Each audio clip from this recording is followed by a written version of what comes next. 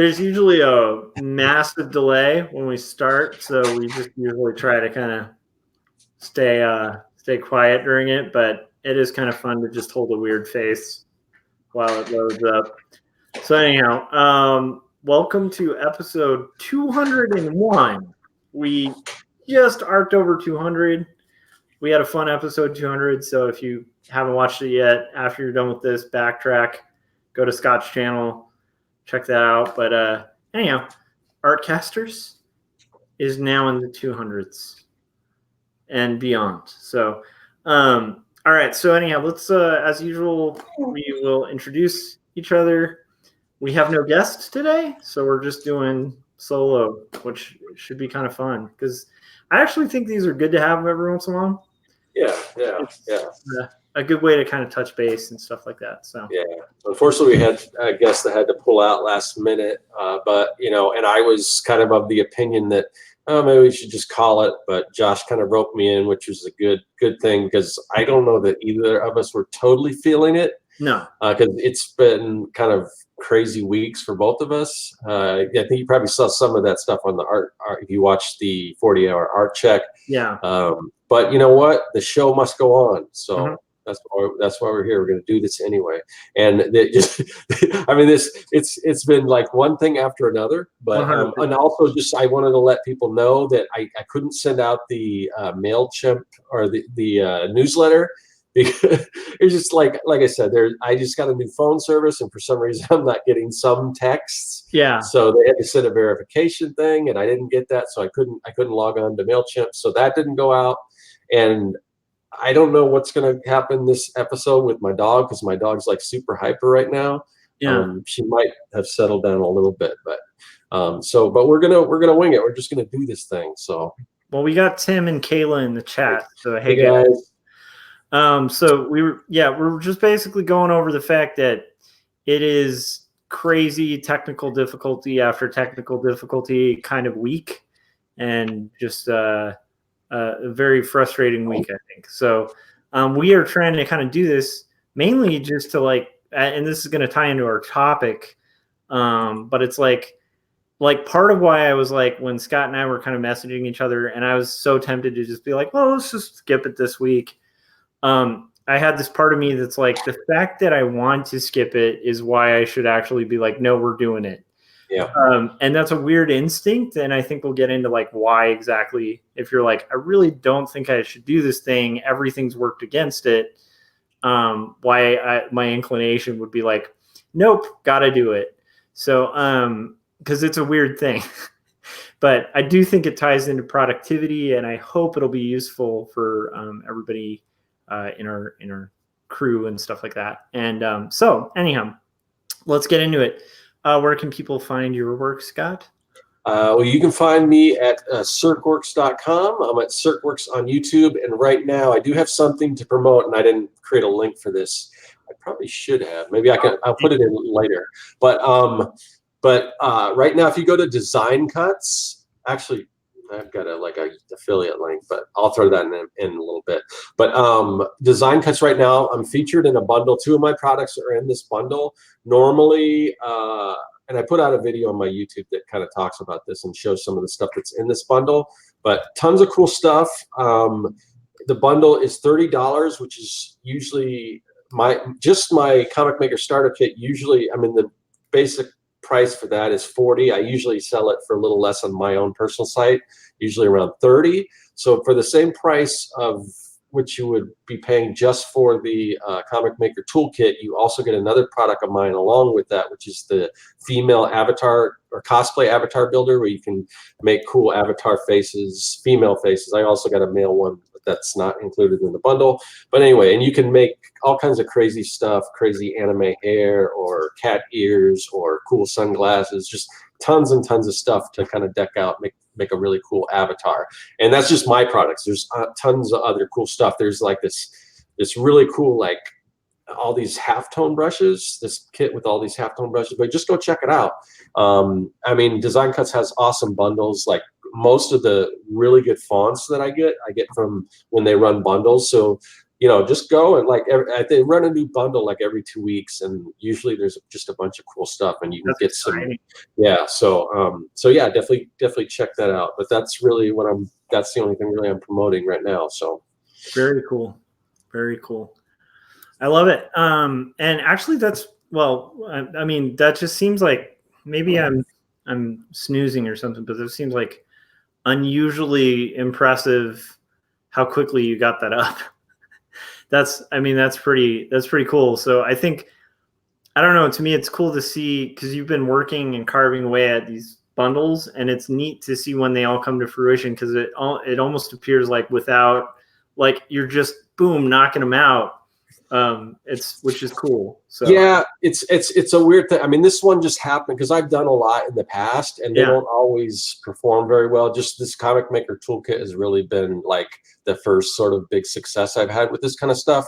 Yeah. But then I launched, after that, I launched a font thing, which I thought was going to do all right because it's got some creepy kind of fonts that would be great for like Halloween and stuff. But so far, it's not like it's not it's not a big seller or anything like that. But you just got to keep putting stuff out there, and not everything's going to be a hit.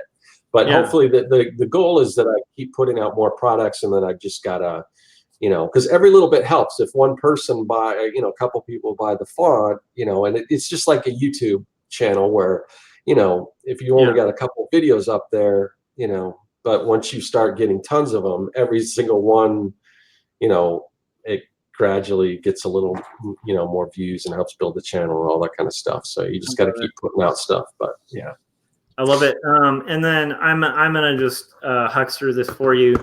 I know you're only supposed to do one call to action, but after you're at Design Cuts and you check out that pack, check out Patreon. It's blowing up. There's a lot of patrons, and there's a reason for it, because it's not just like a kicking in value for nothing. It's kicking in value for value. Like, so if you contribute, he's got different tiers. There's a lot of really cool stuff that that you're going to get, and like different tiers for people. And Scott even held off on even setting up a Patreon just to make sure that it's going to really offer value to the patrons. So I will advocate, go support that Patreon too. So yeah, thanks. I just did a drawing for the $5 and up tier. Every month I do a drawing where this time I gave out, it was I don't know if I have it here. I don't have it here, but it was a character drawing I did. I've got both the inks, and then I also did the colors on a separate copy. So cool. Got both the original inks and the original colors. So I just gave that one out, and I'm going to give one of those, something like that out every month. Plus, I got some digital rewards that are coming and stuff. So yeah, so it's cool, and I'm kind of happy with where I am right now. Like I set a goal. I'm almost halfway to that first goal, which is kind of cool. I wasn't really expecting that, but and again, it's just like what we were talking about earlier.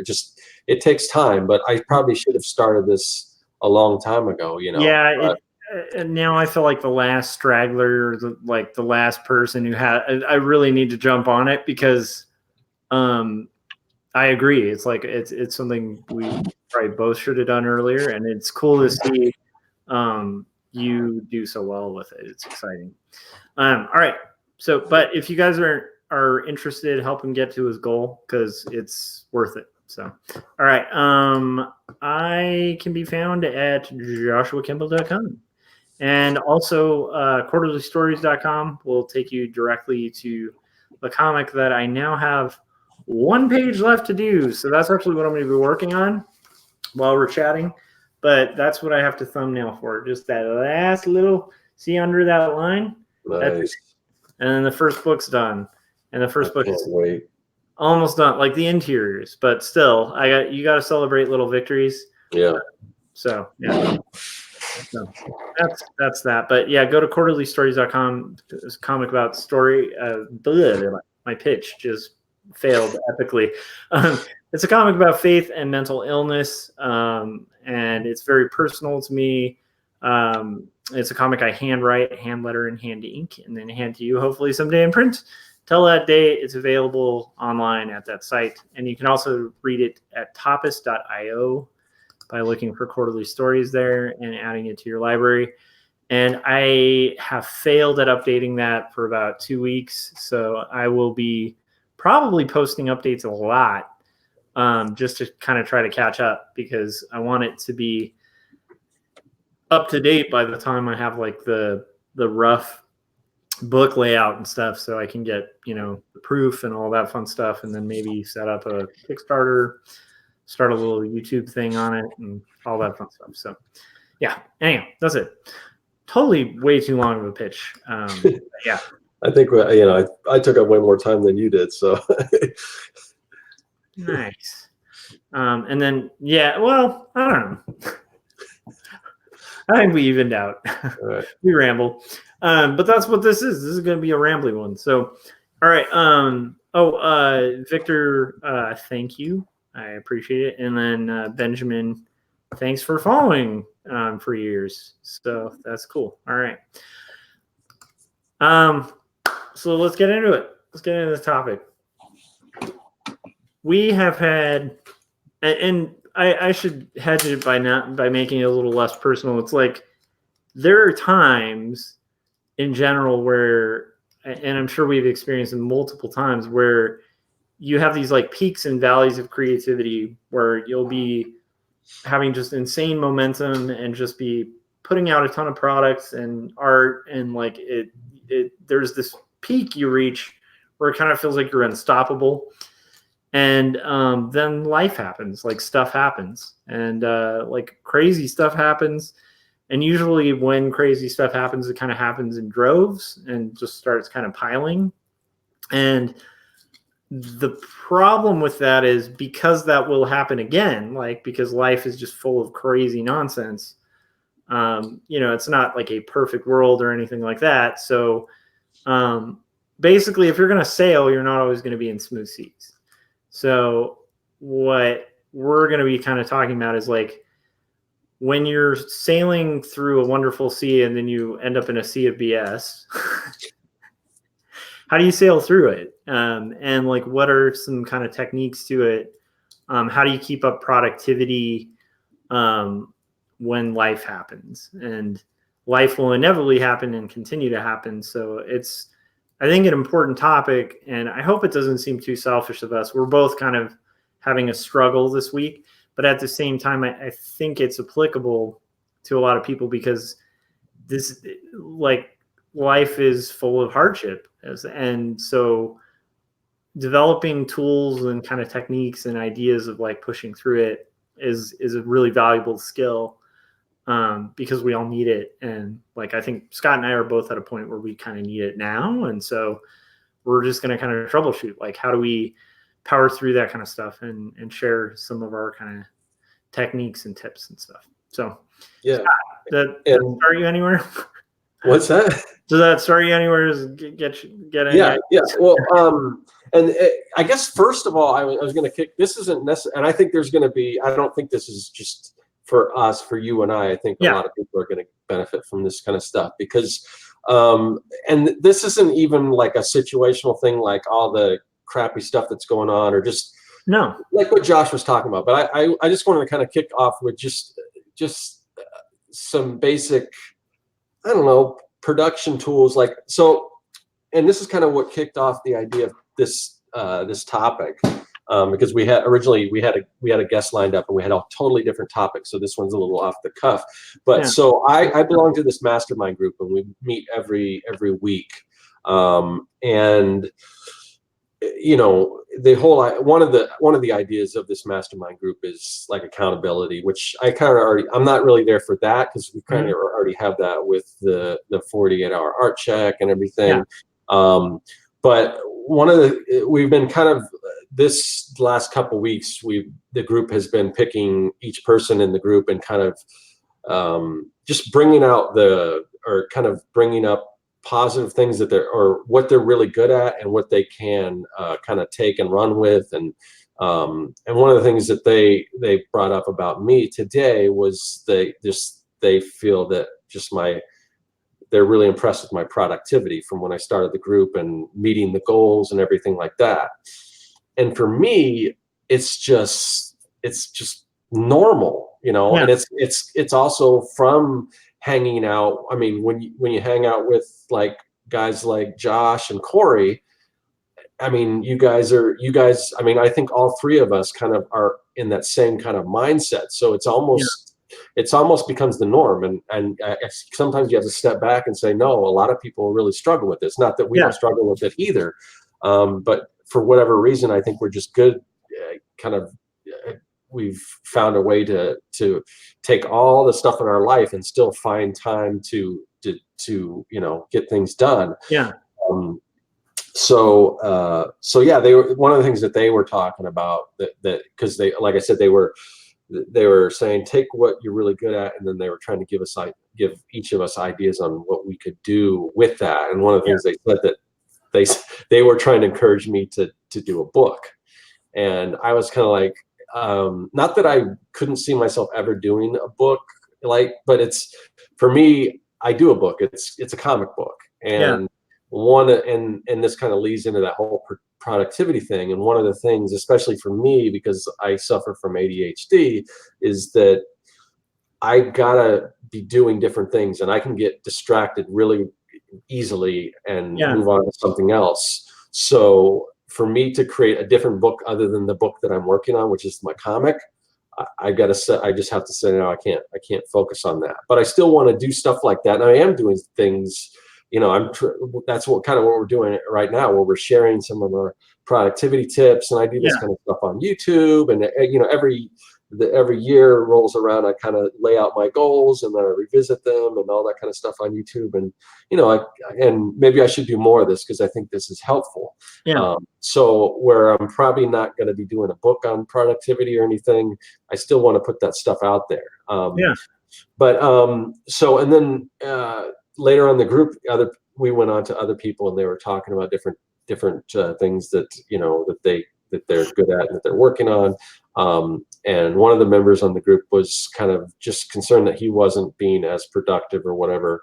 And he was kind of talking about, and I had mentioned how one of the things that I do personally, and again, this isn't for everyone, not everyone, I don't expect everyone to do this. I mean, but it's up to you. I mean, it's like, for me, the most important thing for me is I mean, there's family and all that kind of stuff. But as far as like, I'd rather be creating than consuming for the most part. So I don't really watch a lot of TV. I mean, I went out, saw a movie, I saw Joker the other night, but I don't do that a lot. I don't watch a lot of TV and stuff.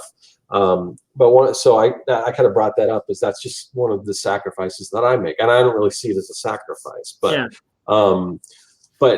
one of the members was saying how he just watches tons and tons of YouTube, too much YouTube. And then I got to thinking, well, I wasn't exactly honest. I didn't think about this, but I watch a ton of YouTube too. But what I asked the other member was, well, are you drawing while the YouTube is on? Well, he's not. I don't know if he's an illustrator, but designing. Are you creating while the YouTube videos? And he said no.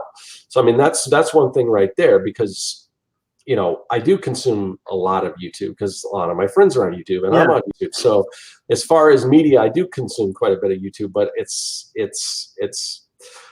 I don't know if I really I'm not so much on the term multitasking, because sometimes I think that's sort of a myth. But I think there are, depending on what, and I wouldn't go with more than like 2 activities at a time, but there are certain things that, I mean, there's certain things that I can't watch YouTube while I'm doing. If I'm writing something, I can't watch YouTube. But if I'm drawing or whatever, so there's certain activities, and I think a good tip is to try to figure out ways to pair certain activities that you can do together. And another thing that I kind of allocate time for like scrolling through social media, because that can be just a time suck.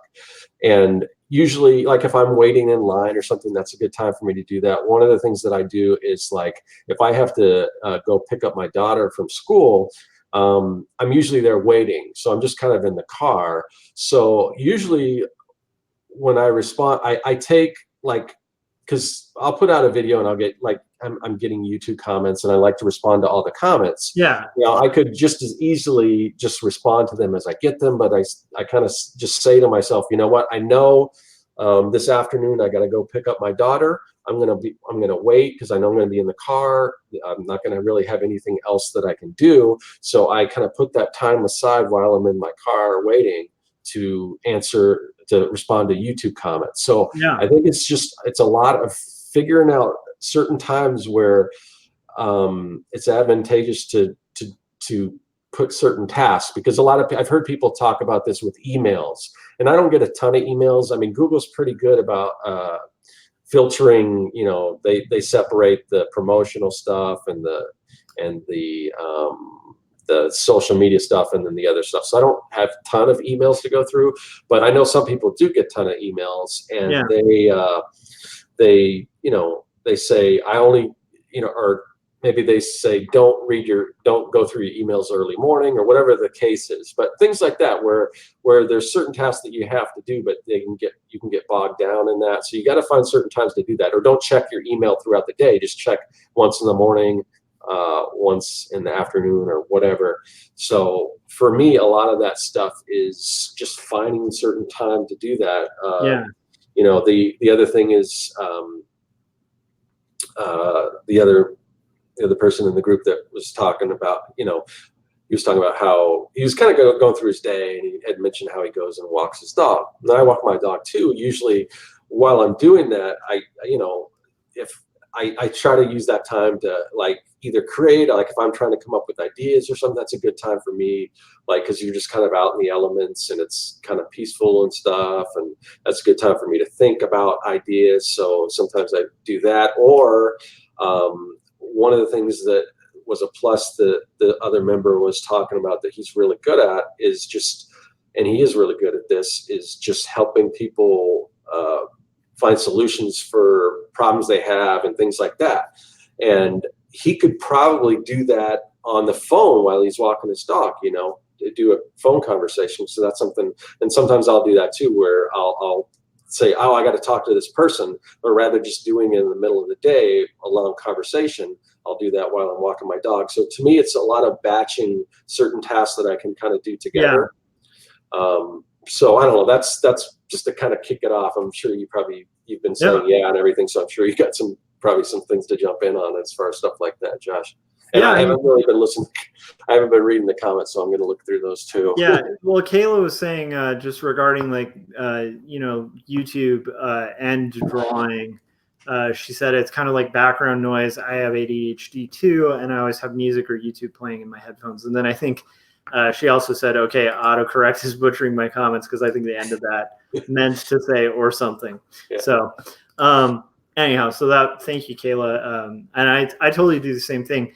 I am addicted to podcasts, and I really love comedy. I love comedy. And especially like, it's weird because I used to hate like improv, because just living in the LA area, you'd always know somebody who's in an improv troupe and asks you to come to their improv show, and you go, and it's like the worst like modern performance art thing you've ever seen, and it's kind of disappointing, and you're like, please don't drag me to your improv show.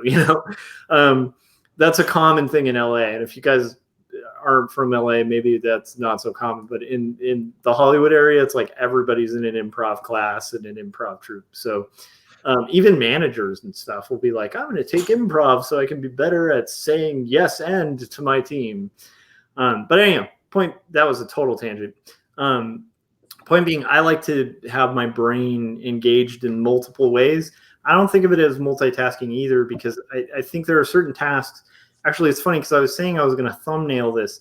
I kind of doubt that's going to happen, because with thumbnailing, especially when I'm basing it on type, I have a tougher time like talking and doing it effectively, because the second I'm reading text and then I'm hearing text, it's like the two are so similar, they start just like becoming just fuzz, and then I'm unproductive in both. Like I'll be terrible at the conversation and terrible at the thumbnail, and it'll just be a mess, I want to kind of jump in because it reminds me of something. There's just certain things that just don't work. Like, so I'm a pretty big fan of like bar trivia and doing trivia and stuff like that. So one of the things, sometimes you go to trivia and they'll in between each question, they'll play a song, but sometimes the questions have to do with another song. Oh. And then you're trying to remember the lyrics to a certain song while another song is playing. I'm like, this is like insane. Yeah, I'm covering my ears and like, so yeah, but that just reminded me of that. Yeah, I've had that same thing where it's like that moment of like, oh, I know that song, that what's the melody? But then you're hearing another melody and you're like, yeah. So I think that's something to be cautious of when you're batching things. I agree, batching things is super important, but make sure you do it like in a way that's effective. Because if you batch them to where both will take twice as long, it negates the whole point of batching them. Like, but it, for me, like inking, penciling, not some rough penciling I kind of can, but it's like it really just depends on the amount of focus and the part of my brain that I have to focus. If they don't interfere too much, I can batch them. And so, but I also like to use, like you were saying about picking up your daughter, it's like, it's a very similar thing where like I have a long commute. And so that becomes a very central time for a lot of things. Like, on a corny level, like I'm a believer. I have a faith, and like that's a good time for me to read my Bible, like, which I never have time to do. So I just do an audio of that. I catch up on all those comedy podcasts I like. I'll sometimes just have silence and try to work through a problem. Like some of my best solutions come stuck in traffic, on like the 14.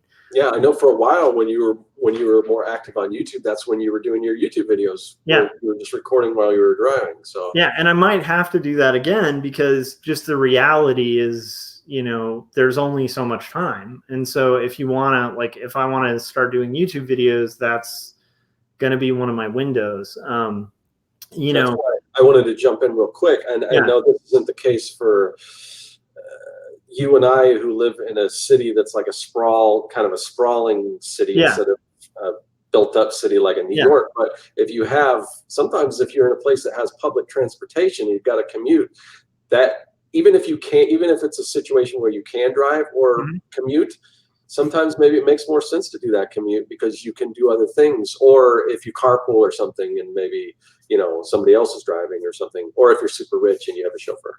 Yeah, I mean, I've actually, like when I lived in Portland, it was a lot more easy to do public commuting, and there I used to get reading done, like books I wanted to read, because I didn't have time to read. Because when I was home, at that time I was like full-time freelance, so when I was home, I was just burning like candle at both ends, working for client work or personal work, and there just was no time. So like that was my time to like have the consumption of something that'll feed my mind a little bit. And it's funny because I used to binge watch a lot of TV, and I found myself watching less and less TV.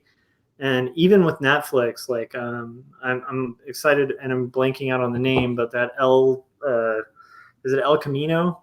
Yeah, that's because I was a big fan of Breaking Bad, and I know that that's available, but it's like I keep pushing it off because I want to create stuff. But that is something I really do want to see. So I've had two starts with it because I'll get 10 minutes in and get really into it, but then I'll be like, but I got to do stuff. Like I can't. Like I just can't. But I do think that's a built skill because it's not my inclination. Like I had to kind of work. And we can get into this, but it's like you kind of have to work at conditioning yourself to saying no to that kind of thing so that you can say yes to the things that you've been wanting to do. Because it's often a lot easier to just kind of fantasize like you're going to build fonts and create your own design company and like, make these awesome things and build a Patreon and all of that. It's a lot easier to do that in fantasy than in reality. And the reality of it is like means like you literally can't like just play a video game today and go, tomorrow I'll do that. It's like the reality of it means like today you do it, tomorrow you do it, the next day you do it, and you gradually do it, and then it happens, it becomes reality. But that's a hard thing to get in the habit of, right? Wouldn't you agree? Like a lot of these things, like even finding the time and stuff, I don't know. I was just going to call out Victor's comment. Yeah, so I'm anxiously awaiting, and I was never a huge Dune fan. I mean, I watched the what's his name, who did the first movie. I can't remember his name. Famous director, David Lynch. David Lynch. David Lynch. But now I can't remember the guy who's doing it now, but the guy who did the latest Blade Runner, Denis Villeneuve, he's doing the new Dune. So I'm excited because everything that guy's made, I've loved, especially if it's a science fiction thing. So I've been watching probably some of the same videos that you've been watching, Victor. Yeah, so I'm looking forward to that. I love it. That's awesome. And I like that Lord of the Rings is so mainstream now, because I was once a nerdy child who was reading Lord of the Rings in junior high, and I remember very clearly, like at lunch one time, getting to the part where Gandalf dies and just like breaking down, and a bunch of people being like, "What's wrong?" And I'm like, "Gandalf's dead." And they're like, "You're a freaking nerd." Because they're like, "Who's Gandalf?" I'm like, "He's a wizard." They're like, "Wizards? Really? Really? You sad about a wizard?" And I'm like, "Yeah, now you guys know." But anyhow, it's nice to see that become mainstream. I'm going to enjoy it while it lasts. But yeah, Dune's going to be cool. But yeah, so that's the thing. Like, we're all fans of this stuff. We're fans of comics. We're fans of pop culture. Otherwise, we wouldn't be really engaging in making it. So but there's a conscious effort that goes into kind of being a creator of it as opposed to just a consumer, you know? And a lot of that has to do with these productivity things, because otherwise it literally becomes very difficult with life to make stuff. And so I always feel like 9 times out of 10, when I talk to a creator who's struggling to like find time to make stuff, or has like a dream that they aren't really working on making a reality, they always say, "But I got to pick up my kid at this time." And like, you know, they usually have this vision like of like as if, like, Scott, as if your life is free of issues and you have no, you know, no obligations, and you have all the time in the world. That's usually how it'll play out in those conversations. And I think the weird thing is, I've never really met a creative who isn't juggling a million plates and like has like a bunch of free time. And actually, I have met creatives who have a lot of free time. And weirdly enough, a lot of those creators are the ones who are like, "Yeah, if I had time," you know? So yeah, I definitely think the batching is good. Sorry, I was getting on a tangent there, but I think the batching is one of the secrets to me kind of maintaining interest in a long-term project, especially because, you know, it takes, I think, a lot of energy to just every night like hit the same story for limited amounts of time, and sometimes like to have to see it out, you know, on a really complicated page. And there have been times where like there's some podcasts I really recommend, like Radiolab would be a huge one. But there have been episodes of like Radiolab that are getting into this weird science story that's so fascinating that I'll end up staying up twice as long as I would have had I not had that on and just been drawing, right? Because it's kind of like, and we can get into this because that's another. I want you to kind of talk more about other techniques, but to me that would be another technique that kind of naturally comes up, which is goalposts.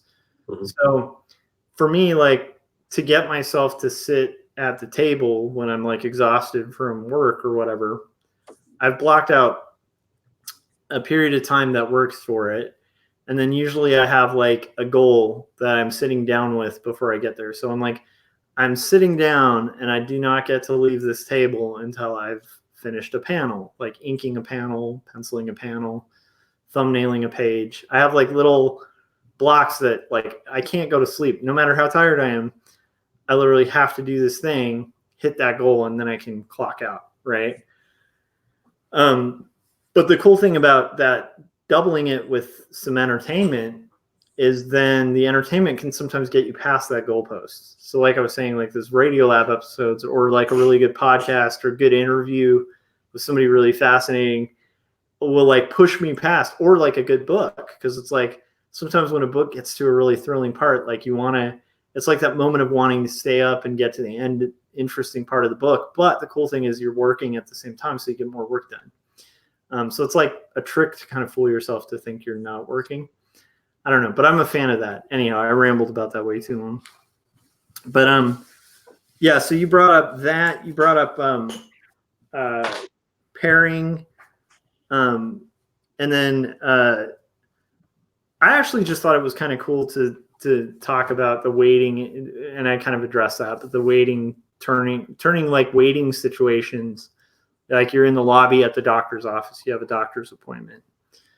How often do you go in the lobby of a doctor's office and get in there in 10 minutes? You know that's going to take like 30 minutes, an hour, sometimes hours. Yeah, I think anticipating that and prepping that. I mean, you're not always going to know how long something takes, but yeah.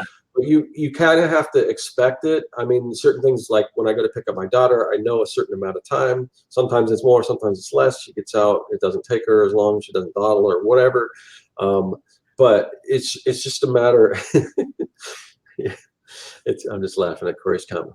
But yeah, just kind of anticipating. You're never going to know for sure. You're never going to know when you go into, a supermarket if the line's going to be huge, if you're going to be waiting there. But still, I guess there should be certain tasks that was just when you find yourself in that situation. That's the time when you scroll through your social media and stuff like that, and all that kind of stuff. Yeah, and I do want to bring up one more example. I feel like with the whole kind of, I think scheduling is important too. Like, for instance, I wanted to start a band, and I'm already doing a graphic novel, doing a commute that's like 3.5 hours a day, trying to kind of do this YouTube thing, and engage with the community, and a million other things, freelance, and then art directing. And so I just couldn't figure out a window. But when I was talking to my friend who also plays, we were just like, we'll just make a day and just commit to it. And it's like we did Artcasters. Like I wouldn't have envisioned having the time to do Artcasters. But just weirdly enough, sometimes by just committing, it like happens. And it's weird. So it's just a weird thing that happens when you're like, yeah, let's just do it, rain or storm, and it actually gets done. So we do that with my band every Tuesday. But even with my band, we'll take advantage. The two members that do most of the writing in the band will take advantage on days where the whole band can't show up and use those as songwriting days, lyric writing days, or recording days. And so regardless, like we try hell or high water every Tuesday to do it, and the two of us do it, and most of the time the whole band does it. So that's kind of how it's happened. But I will say, with all the things we're juggling, it's like taking a very long time for us to record a demo because we're doing it in little chunks. So totaling it up, it's probably like 8 hours, but it's like spread it throughout like a year. Yeah. And that's a philosophy behind like the 100 Days to Make Comics. 100%. Yeah. So that might be a good thing to kind of get into too. But I would also say, chunks. Yeah, sometimes bite-sized chunks is not preferable, but it's the only way. I mean, there's just some scenarios where that might be the only way. Like, do you have 5 minutes?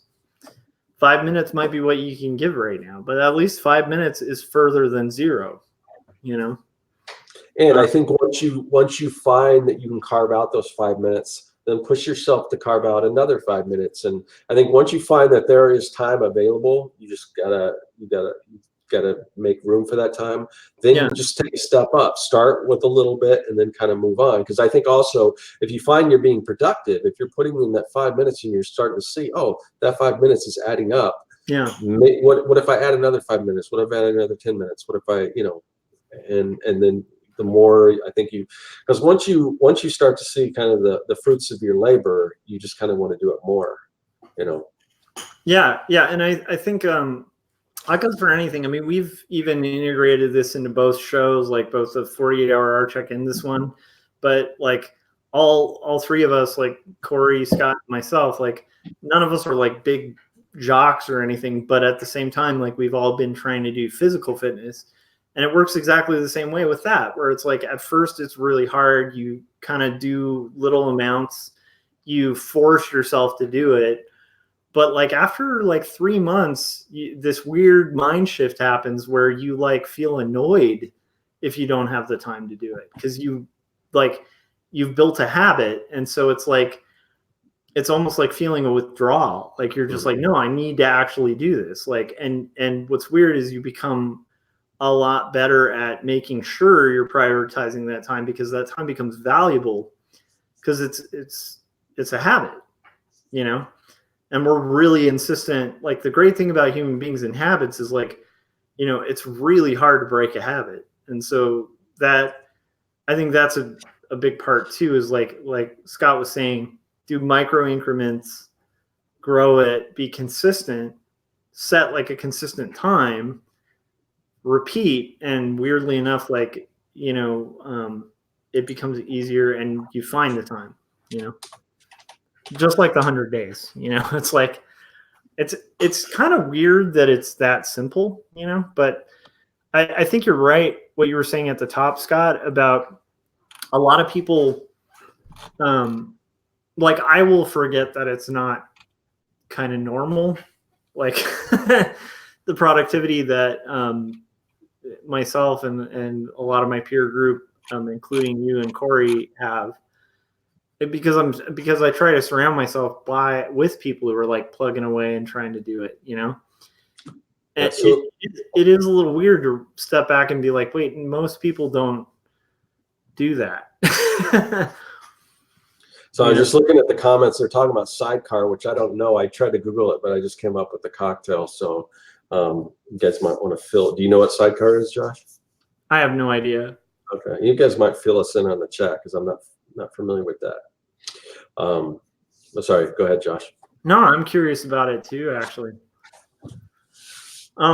Yeah, so I mean, I think, I don't know, I think that that helps. I also think like just for productivity, really paying attention and learning what resistance sounds like is a really big thing. And it's weird. I'm a big advocate. You'll hear me mention it all the time on here and on anywhere I am. That book, The War of Art, but that is a great book.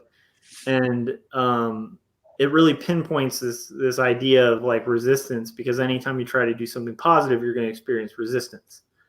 And that resistance multiplies like the more ground you gain in your attempts to get somewhere positive in your life.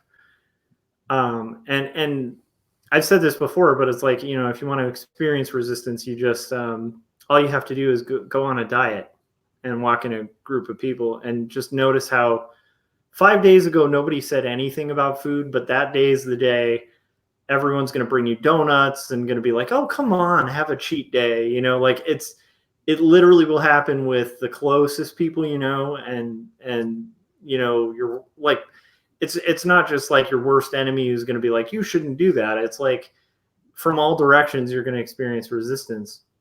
And so I think for productivity, it's really good to learn that voice of resistance, like that you're going to experience yourself. And that kind of ties into the top of this, where like before even recording tonight, I was like, well, maybe we should push it because just a bunch of stuff came up, you know.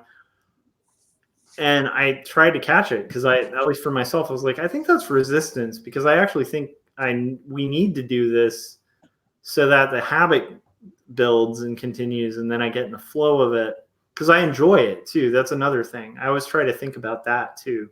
Yeah. Like, you know, do I enjoy making comics? Yeah, for sure. But I hate the process, and I hate the process of sitting down. That's the hard part. So I always have to remind myself of that when I sit down at my art desk too, you know, because I'm like, do I enjoy making comics? But we're bouncing all over the place. But anyway, I did like the idea of like like you were saying, Scott, like pre-planning for wasted time, like, waiting rooms, long trips, like anywhere that you could be working on your art is like, that's key time.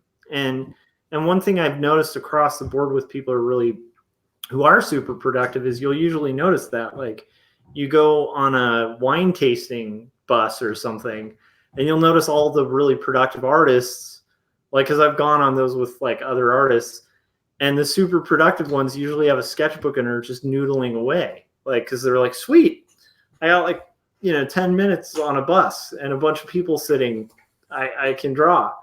Yeah, it's where. Oh, go ahead. I was going to say, so last weekend we had the Phoenix Design Week, and I had a vendor table there. And while the speakers were talking, I noticed like a lot of the other vendors were drawing or sketching while they were watching the speakers, and I was I was like so jealous, because like at that point I was suffering from this just massive migraine, and I was like to the point where it was just debilitating, where I wanted to join in. I'm like wasting my time, even though I knew I couldn't do it, because I couldn't physically do it because of the migraine. But I'm looking at other people being productive. I'm like, that should be me. That's usually what I would be doing, but I can't do it now.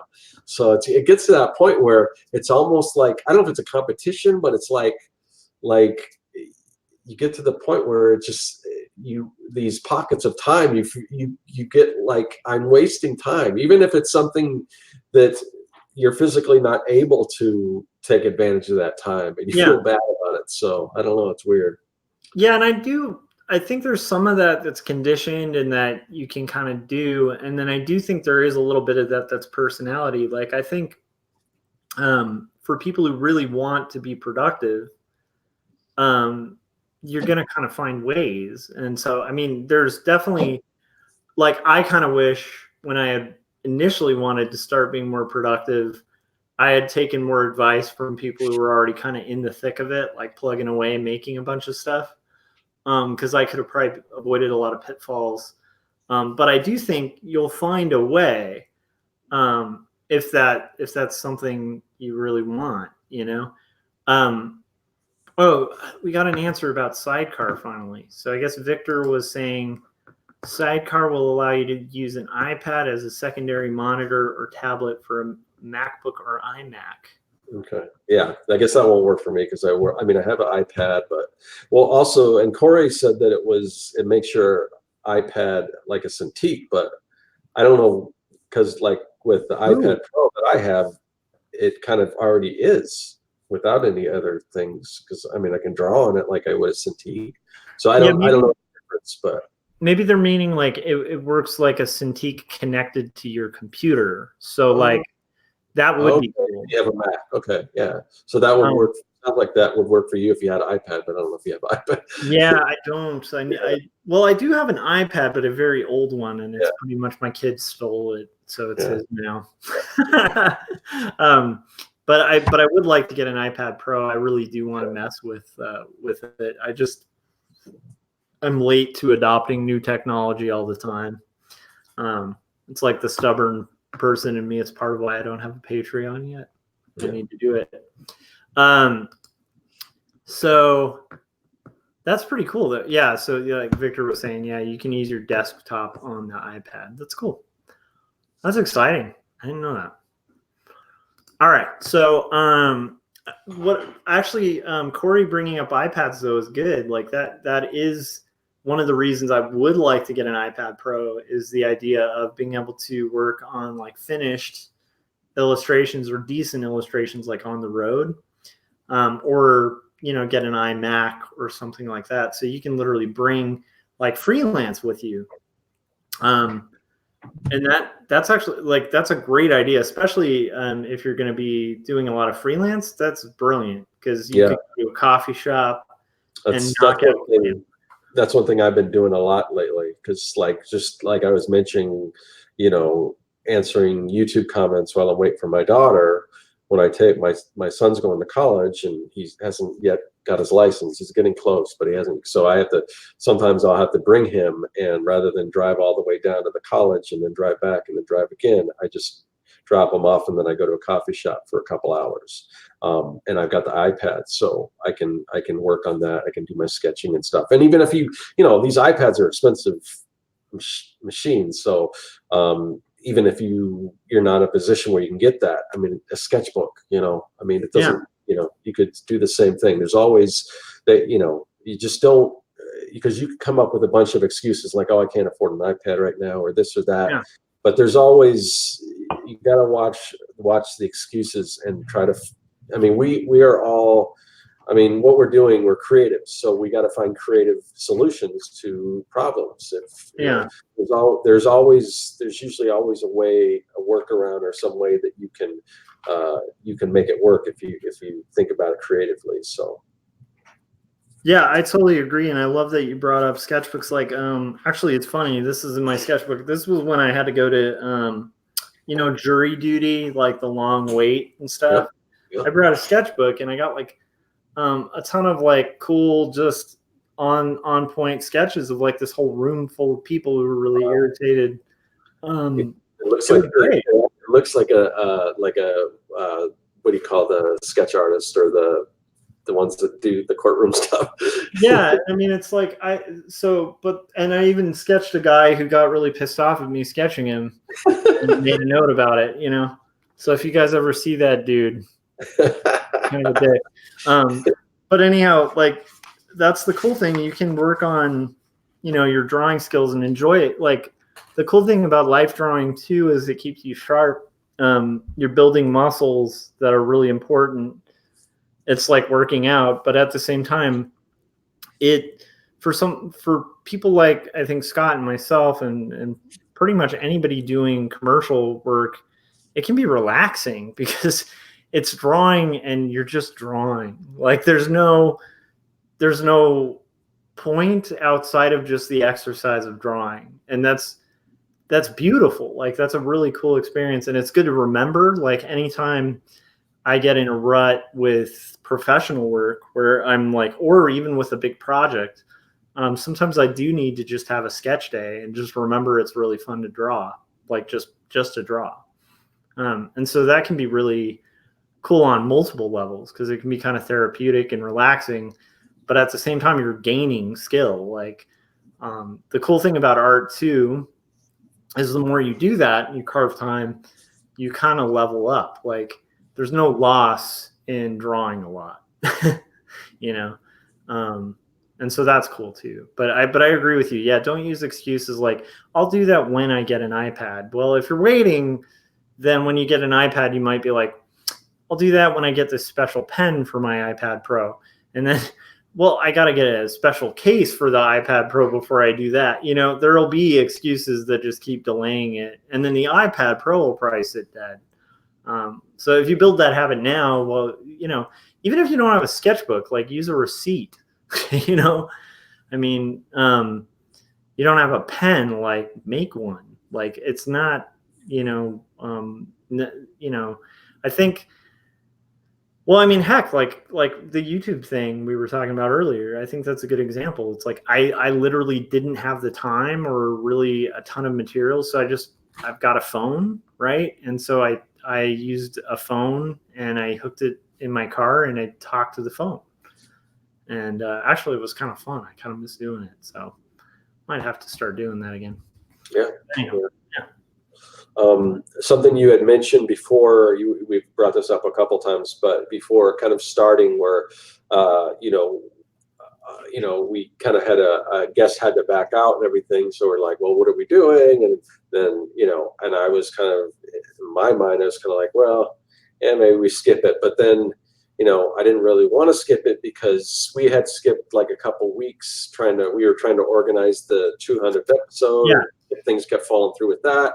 I'm like, we're really out of our groove now. And yeah. And that's a dangerous thing because once things start to fall apart, it's like, you compare this like if you're working out, it just takes one day where you fall off and it's like, well, that was one day. take another day. And so you got to really watch, because it doesn't take much for you to get off course. No. I'm so glad that Josh kind of pushed me to do that. But that's kind of what I think is another really important thing, is sort of having a support system. Yeah. That's the whole idea behind the art check. And and sometimes it's difficult. People have different situations. But if you can, you've got to get the people in your life sort of on the same page. Let them know kind of what you're doing, how important it is, and this stuff. And I mean, Josh and myself and Corey, are significant. I mean, I'm recently coming out of a relationship, but my former significant other was super supportive. I know Josh and Corey, their significant others are supportive. So if you can, you got to get on the same page, because I was just talking to somebody in the community who had recently split up with their significant other, and it was a big problem with them just not supporting their artwork. And I kind of got to the point where there was like an ultimatum, and they kind of had to choose. And so it's that, and I felt real bad, because that's just that's just a bad situation to be in. So you gotta, as best you can, and it's it's a two-way street too. I mean, you have to be there, and you have to come to some compromises, but you have to at least try to let people know, this is important to me, this is something that I want to do, and hopefully they're all in with that, and you do the same for whatever your significant other, whatever their goals or whatever they want to do, you accommodate that as well. So but it's really, and whether it's that or just like accountability partners or whatever, it's really important to have a support system, because it really helps you, well, holds you accountable. I guess that's the point. Yeah, and I would recommend, especially if you're an artist and you're younger and you're like dating or something like that, like test the waters and really see and make sure it's somebody who values art, because, and not just values art monetarily. Or they don't even have to necessarily, because like in my former relationship, I mean, she wasn't an artist, but she meant to me, so they That's just what I mean. they don't have to care. They don't have to really care about that. They just have to know that it's important to you, and vice versa. Exactly. That's what I mean, is like, it should be kind of important that it's important to you. And I am thankful. Like I feel like I kind of lucked out, because like my wife's an artist, and so we get it. There's advantages and disadvantages of that. Like the advantage of like a non-artist is you'll have people who are just like, that's amazing, you're amazing. And if you're married to an artist, they're just like, that hand's off, that nose is a little weird, like the eye is a little weird, you need to draw a through line on that line on the arm kind of makes it look dislocated, but good otherwise. And you're like, oh, but it's really cool. And you also kind of get each other and stuff like that. So there's pluses and minuses, because you do seem like a magician to a non-artist, but then again, to a non-artist also, a lot of the times, like let's say you're trying to build freelance, they may not get why you're doing an 18-hour day, or be patient with that. And if you're going to get steady freelance clients, you're going to have to do 18-hour days. I mean, if you're going to get better at art, you're going to have to push a little past like what most people do. And so that's really hard. I've had a lot of close friends, have relationships fall apart around that very issue of just not really understanding, particularly the time. I mean, the time that it takes to kind of do. So if you can get somebody who you can mutually value each other's important time and kind of make that safe space, I think that's really good. Corey's bringing up a really good point. Like last 4 months, he's been taking the kids in the evenings to free up his wife to be in plays, because she has that pursuit. But right here, she protects my production times, and it's a great balance. And Corey also mentioned that magician thing wears off eventually. Mm-hmm. Yeah, it totally does. But But like I was saying, I think there's just advantages to at least somebody who gets creative. And by get, I don't mean they don't have to do creative. They should just actually understand it's important to you. So yeah. But support systems are great. Here's the thing I love about Scott and Corey. If I like dropped off the map for like a couple weeks and then like posted no pages and they were like, hey, how's that, comic you spent 4 years on going? And I was like, yeah, I'm just kind of done with it. I think you guys would give me a very heavy level of shit for that. I don't see that happening. I can't picture that at all with you, Josh. No, but what I'm getting at is like Yeah. I like being surrounded by people who get it and get that it's important and will also reinforce that. And not just that, are productive as well. Because it's like it, and maybe that can tie into this, which is kind of like partners, toxic people and toxic, like just toxicity. And I know that gets thrown around a lot this day and age, so almost everything's toxic now. But the point is, people who are like super unproductive, if that's all you hang out with is people who don't produce, I wouldn't be surprised if that actually starts decreasing your own production. Like, or, because you kind of get affected by the people you hang out with. And so I think that's important, why it's important to like seek out things like design conferences, drink and draws, art checks, like the 100 Days of Making Comics community, like just community in general that's of creatives who are really trying, like they're all working at it.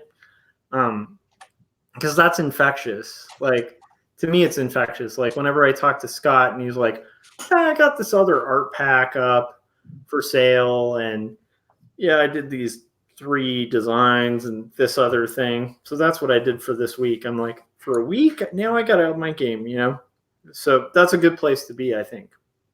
Rather than being like, I'm so great.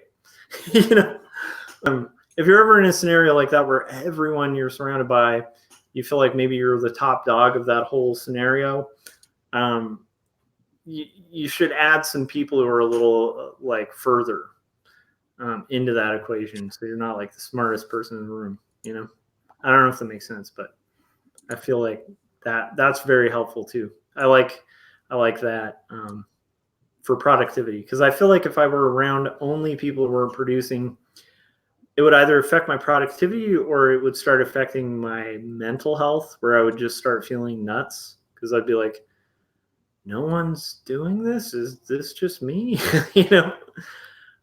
Yeah. So anything to add to that? Sorry, I've been rambling. No, not really. I mean, trying to think what haven't we discussed? We kind of touched on.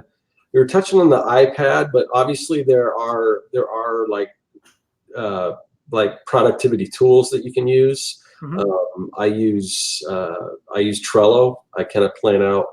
If you go back and you can find my video and see exactly how I do that. But I don't know. I mean, it might be good for anyone in the chat maybe to let us know what kind of tools they use. I don't know. What do you use, Josh, to kind of keep on track or whatever? Or you're kind of, for the most part, you kind of have the one big project, and then every once in a while you take on freelance stuff. So maybe it's not as hard to keep track of because it's like a one thing and you need to do it. Or am I wrong? It can be a juggle, and it's mainly because of freelance. So, mm-hmm. Because that just impedes the whole thing. And freelance isn't like, to me, it's not very similar to like my bigger project, where it's like my bigger project, I have a habit built. But freelance just kind of comes, and then it's like, if it's a good gig and I want to take it, I just have to take it and kind of work with whatever deadline comes, and then work that into my already non-existent time, right? Yeah. So for me to accomplish that, I always resort to lists. When I was full-time freelance, I lived by lists. At my day job, I live just by. list in general, or like, are you talking about a specific app called List? I've never. That's the thing. So at work, we use a whole bunch of task management programs that are more for big teams. But at home, I really like physical lists, and that's probably just my generation. I've got up here. I don't know. This is. These are just some of my notebooks here. I fill these up, but so I use both digital and like analog note taking and stuff. So. Yeah, and I recycle because what I do when I'm inking is like I fold the piece of paper so it's like right under my hand.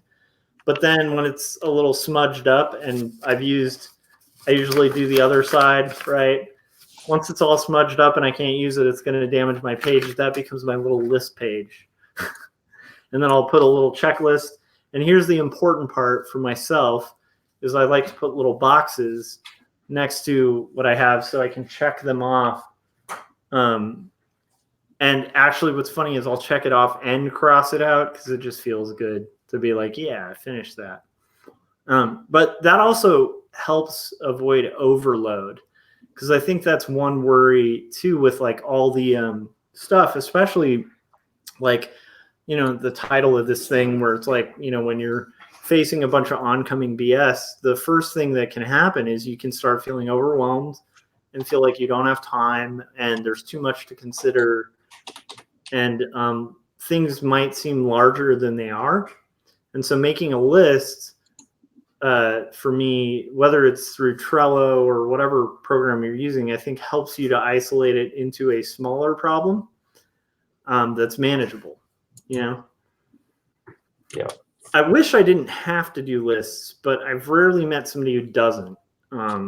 It's because I think otherwise you can end up kind of haphazardly, like we were saying about kind of crossing two things, like trying to multitask. I think when you don't have a list or a really clear bullet pointed plan, you risk sort of multitasking and doing a lot of non-work on everything and literally not moving the ball on anything, but you're bouncing around and feeling productive. And that can be dangerous too, because then the next day you might be like, I didn't get anything done. I was doing this, I was doing all these things, but I didn't get anything done. Whereas if you have that checklist, it's like, it kind of keeps you on point. So when you have that last minute thought, like, especially as a parent where you're like, oh crap, we're out of milk, I got to go get milk or whatever, you can write down, get milk, and then stay on target on the main thing and then get milk once you're done with that. I mean, it's not rocket science, but I love it. Yeah,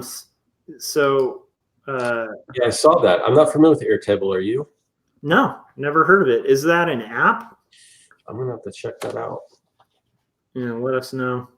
But while we were talking about lists, so even though I do take, I kind of showed you those papers and stuff, all the books and everything, a lot of the lists that I take are like linear type lists. But another thing I advocate is our mind maps for creativity. And that's a little different where it's not like, here's the topic and then you've got 1, 2, 3, 4.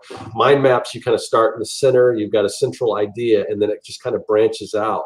But it's in some ways it's a little better because it doesn't have to all fall under this kind of more structured. It can allow you to sort of be a little more creative and everything, and then you can loop things back around. You draw things, you can, and I've seen all kinds of people do all kinds of creative lists. Yeah. They'll have not just, a lot of mine are pretty basic, but sometimes you'll go and you'll draw like little icons and use different colors and things like that. So I like mind maps too. I do them a little different, but it's the general concept. It's particularly not for task juggling, but for tasks like a big graphic novel.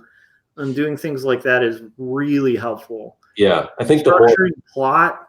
Yeah, it's like you have to do that. Like structuring anything complicated, a really big freelance job. Sometimes before you quote it, you got to kind of sit down and do that. It has to be adjustable because then you're going to be like, oh, I forgot something, and that something has to go here. But you've already numbered things. So another way you could do that is with Post-it notes. you've got all your ideas, then you can Yep. rearrange them where you need them and all that Mhm. kind of stuff too. So. And then the fun byproduct of that, if you're doing it on Post-it notes and a cork board, is if your neighbor, like if you have your window open and your neighbor walks by, they'll think you're a crazy serial killer. Yeah, and you got to get the string going. You got to Exactly. the string. And then like, just attach it all and then have it go to Illuminati. But yeah, Corey was mentioning, he was saying if I stopped my comic, he'd drive to my house because he'd imagine that situation would only happen if I was under duress. And then he also said, I feel like it's on us to clearly communicate our needs, expecting those that care about us to magically know what we need is a recipe for disaster and disappointment. And I agree with that too.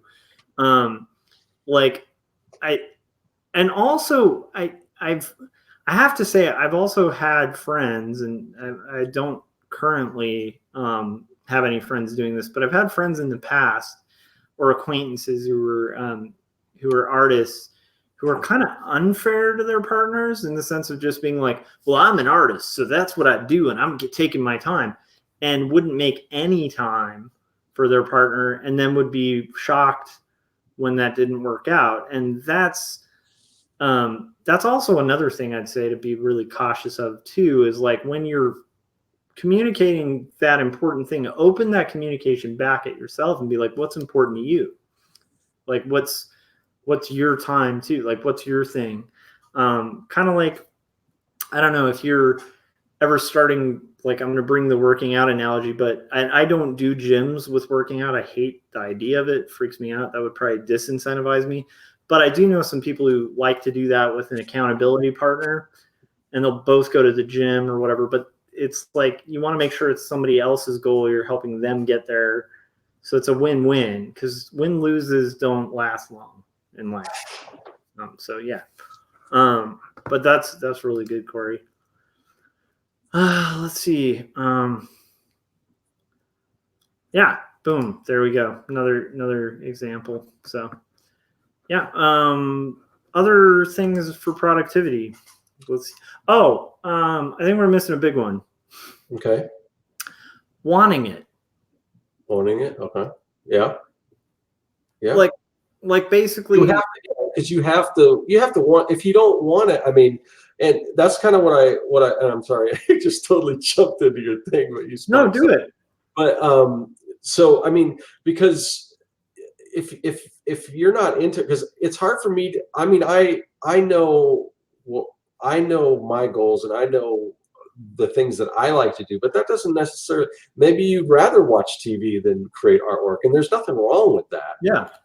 So, but it's you do kind of it's hard for me to recommend doing things my way to other people because it's not for everyone. Yeah. No, I understand that, but this is but wanting it, yeah, that's definitely a big thing. Sorry, go ahead, Josh. I'm open to hearing it, because to me, I think it's pretty self-explanatory, but it's like I have met a lot of people who have kind of illusions of maybe it's because when they were kids, they imagined themselves as this, like I'm going to be president one day, or I'm going to be whatever. And and in this case, like art, right? I'm going to be an artist. And that idea stuck and stuck and stuck and stuck. And for some reason, they, will try to be an artist, but they're not trying. And I think it stems from, it's probably not something they want. It's just this idea they had that just got stuck.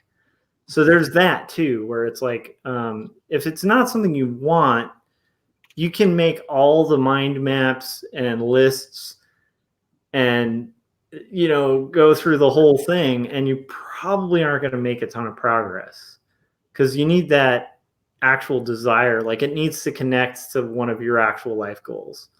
If it is, that doesn't mean you're going to want to do it all the time, but the overall objective of it should be something you actually want. Like, tying that back into like working out or whatever. It's like, if you don't want to be healthy, usually that's one of the biggest motivations working, like health or having energy, or maybe like losing weight or having a better body or whatever it is. If that's a big goal, then you'll go through the annoying thing of like trying to do it. Yeah. But if you have none of those goals, I don't see what would make anyone do it. And so maybe in fantasy, it's easier to be like, yes, I'm going to do that. But I think if the desire is not there, you know, and that's for each person individually to decide. Don't ever let somebody decide that for you, right? Don't. Yeah, and there's a little different. You're never gonna make it, kid. There's a little for me, like the working out thing and the art thing are a little bit different in that for me the working out, it's the end goal, because I don't really enjoy. I mean, if I'm like exercising on a machine or something like that, I don't really enjoy that part, but I'm looking at the end goal. Whereas the art, I enjoy the process. That is true. I guess when I'm jogging and stuff, I kind of enjoy that because I'm out, in the right now it's nice. It's cooling down and stuff. So I do kind of enjoy being out there and doing that. I'm listening to podcasts while I'm doing that and all that kind of stuff. So there is some enjoyment there. But for me, like the the rowing machine, all that stuff, that I got to really push myself to do that, because it's not, to me, I just don't really enjoy that, but I want to see the results. So sometimes, the end goal is more important than the actual activity, or more, and sometimes for me with art, it's both. It's the process and it's the complete, finishing the product and everything, getting it out there. So yeah, no, I would agree with that. Although I will say, it goes back and forth with me. Like there's days where I hate the process, but I still show up. And the thing that keeps me in it is the fact that end goal, I do want it. Like, but I do like the challenge of art a lot more than physical challenges. I've always liked the challenge of art more than physical challenges. But this is interesting. Okay. So he said, how bad do you want it? I have an analogy that my mentor has said about wanting it. There's a man sitting on a porch with his dog next to him. A man walks by and hears the dog whining. He asks the owner why the dog is whining, and the guy responds, he's laying on a nail. So the guy asks, why doesn't the dog move? And the owner says, it doesn't hurt him bad enough to move. And that's a good point. Like that's kind of how I feel. Like that's a great analogy, because that's how I feel when I talk to creatives who are like, I've always wanted to write a novel. And I'm like, okay, what are you doing about it? And they're like, well, when I'm retired, or, and I'm like, yeah, then you don't really want to write it. If you want to write it, you're going to find a way to write it. And then I usually will say something like that to someone in that scenario, because if they really want to write it, like hearing that is going to spark something, Yeah. So. Yeah. I don't know. Well, we're like an hour and a half. You want to wrap it up? We did it. We did it. Just the two of us and an awesome chat group. So thank you guys for joining us in the chats. Yeah, and like I said, I think we gave out a lot of value in this one, even though some of it was self-serving, but Yeah. And I feel a little more optimistic, because me too. I'm glad we did this, because otherwise, I mean, I was kind of it was funny because I was kind of exhausted. Like I might just go and crash or just sit in bed and watch TV and but I'm so glad. I mean, I kind of got rejuvenated just doing this and everything. So yeah, sometimes you need that person to kind of push you. So. Yeah, and I think sometimes too, this ties into that whole thing. But aside from just accountability, artist friends are important, because they will talk about art. And this weird thing happens when you start talking about your craft with other people. You get excited about it again, and that's really good, because there's slump times and stuff. So to me, that's one of the biggest things of doing the Artcast. That's one of the reasons I like doing the Artcasters every week, is like I always get this little boost. So, all right, we will see you guys next week. Before we go, I'll let you know where to find me, and then we'll explain how to track us, how to keep track of, because our channels switch, and I mean the show goes from channel to channel. Sometimes it changes times, days. And so we'll kind of get into that in a bit. But first, go to joshuakemble.com, or you can read my story, and this will take you right there, about faith and mental illness, that I handwrite, hand letter, and hand ink, and then we'll hand to you hopefully someday in print. Till that day, it's available at quarterlystories.com. And you can also read it on your Android or iOS device at topis.io, and search for Quarterly Stories there. And jump on it soon, because I will be working on the last page. And so that's a good reason to catch up on it, because you might need to see if it's something you're interested in Kickstarter, supporting, that kind of thing, because there might be a Kickstarter long way. Okay, Scott, where can everybody find you? Where can they buy packs? Yeah, so I'll tell you about that first right now. So design cuts right now for I think not this coming Tuesday, but the following Tuesday it ends. So you got another week or so, but there's a bundle right now that features the Comic Maker Toolkit and my and the female cosplay avatar builder, and a ton of other stuff for the same price that on my site that you would normally just pay for the Comic Maker Toolkit alone. So it's a really great deal. They always have great deals running. So definitely, and they've been super cool to me, and just featuring me in these bundles and all kinds of other stuff. So I definitely want to support Design Cuts. So yeah, definitely go there and pick up one of these bundles. And there's tons of cool stuff in it. Just take a look at all the cool tools you get and everything in there.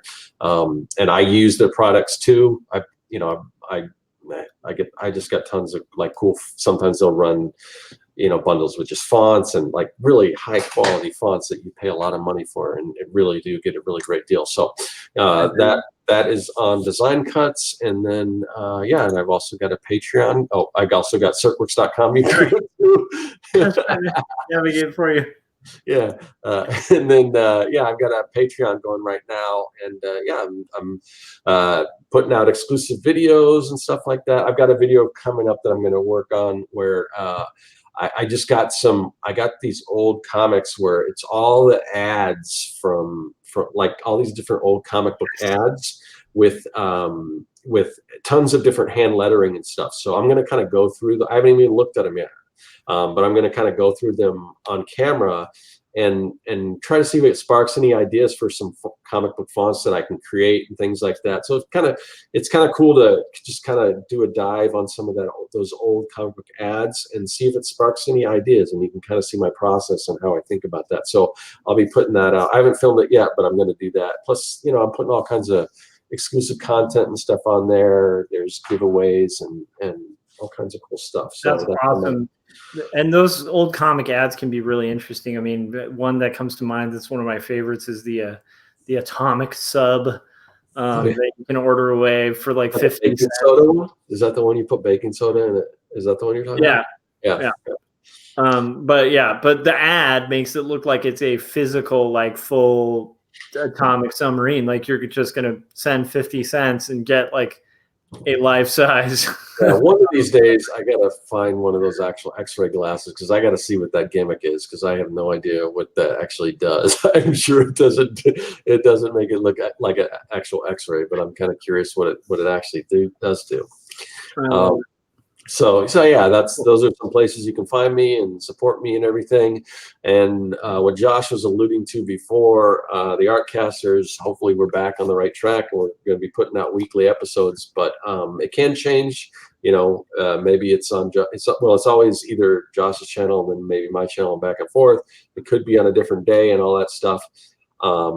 So I'm going to be careful what I say right now, because if like I mentioned before, we couldn't send out the newsletter today. I think that's literally the first time that's happened. So. Yeah, that is the first time. And it has something to do with, I just switched to a new phone plan, and they have to send you they have to send you a code, something that MailChimp does, just so people aren't spamming other people. So we'll get that worked out. Yeah, so I just got to figure out where the problem lies and how I get that, and then hopefully we'll be back on track and we'll start sending out that newsletter. But we don't spam you or anything. We just, usually about a half hour before we go live, we send that newsletter out. YouTube doesn't always. Sometimes they're okay with the live stuff, but sometimes you just don't get those alerts. So one way to make sure you get that is to just join the mailing list, and we'll send that out to you. So there should be a link in the description of this video, I hope, to where you can there is, yeah. You can sign up for that. Oh, I also just want to give a call out to that because that's one of my favorites too. The shrimpy guy on the beach ad is one of the classics. Was it Gold's Gym? I remember. Yeah, I remember like that. No, that was Atlas guy, the Atlas, cheerleader. right? It was Atlas. Yeah. I don't know the Gold Gym one, but I do love the Atlas one where it's like the shrimpy guy on the beach and this guy's like, "Move over, dork," and like grabs the guy's girlfriend. So anyhow, that being said, there's one last thing because I know Corey is in the chat, and so I just really wanted to link to the most important website of all, which is accountabilitybuddy.com, which you shouldn't go to because I have no idea what that is, but I love the word accountability buddy, and it will forever ring. All right. So that's it, and we will see you guys next week. Thanks for tuning in. 201. Longest leg ever.